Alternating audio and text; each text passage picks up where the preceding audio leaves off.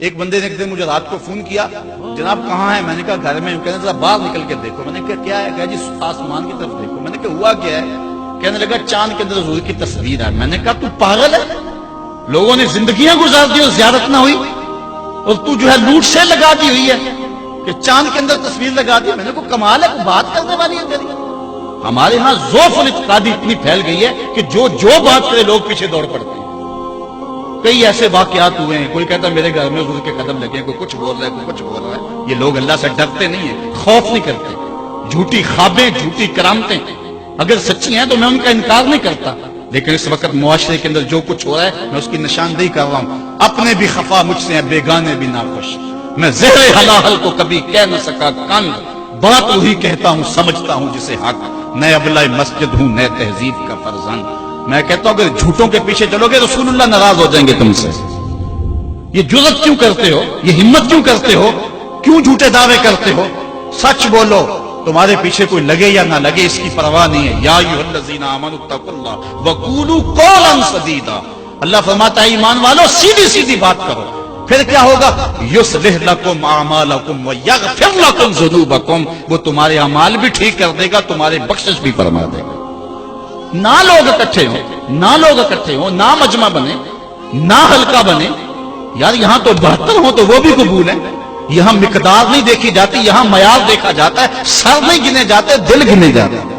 یہاں یہ دیکھتے ہیں، مت لوگوں کو جو ہے وہ کھلونے دے کے بہلاؤ اور لوگوں کی عقیدتوں کو لوٹو اور لوگوں کے ساتھ ظلم کرو، زیادتی کرو، اپنی آخرت بھی کالی کرو اور لوگوں کی آخرت بھی کالی کرو۔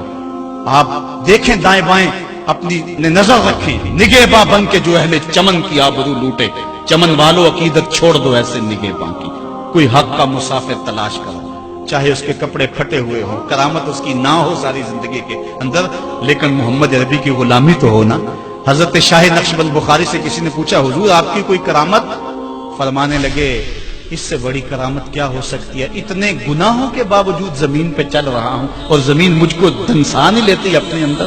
ہمارے بزرگوں کی تو کہانیاں یہ تھیں، اور آج تھوک کے حساب سے کرامتیں دی جا رہی ہیں۔ آج کے پیروں کی اتنی کرامتیں، غوث پاک کی بھی اتنی کرامتیں بیان نہیں ہوتی جن کی کرامتیں بیان ہو رہی ہیں۔ دڑا دڑ کرامتیں بیان کر رہے ہیں۔ ایک بندے کے یہاں بچہ پیدا ہوا اور اس نے یہ شور کر دیا کہ یہ رمضان کے دنوں میں دودھ نہیں پیتا، اس لیے کہ حضرت غوث پاک بھی نہیں پیتے تھے، وہ بھی پیدائشی غوث تھے اور یہ بھی پیدائشی غوث ہے، اور رمضان کے دنوں میں دودھ نہیں پیتا۔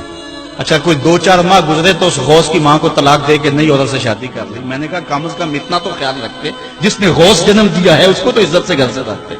تو یہ کیا تماشے ہیں؟ کیا لوگ بے وقوف ہیں؟ اب لوگ سمجھنے لگے ہیں، لوگ جو ہے وہ ان وجہ سے پھر دور دین سے ہوتے ہیں، نقصان یہ ہوتا ہے۔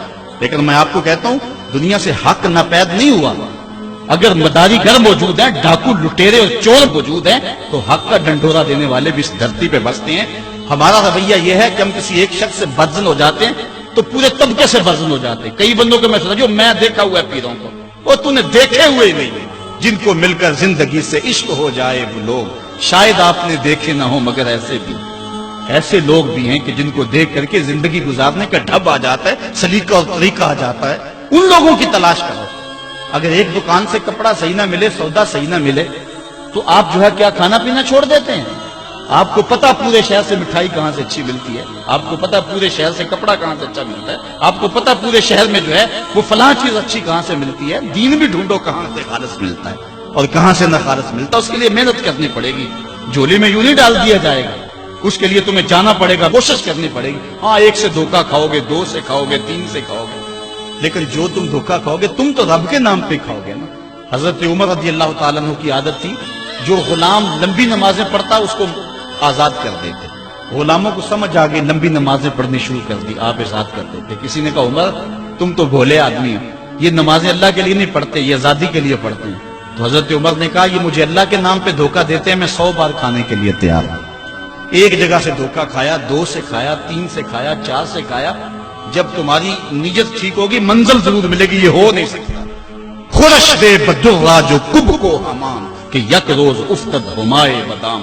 شادی کہتے ہیں چارہ ڈالتا جا، دانا ڈالتا جا، کبھی تتر آئے گا، کبھی مور آئے گا، کبھی کبوتر آئے گا، پھر ایک دن جس کو تو تلاش کرتا ہے وہ ہما بھی تو آ ہی جائے گا نا۔ اس لیے حق کے سفر کو نہ چھوڑنا، چلتے رہنا اور راہ حق کی منزل پر انشاءاللہ ایک دن ضرور گامزن ہوگے.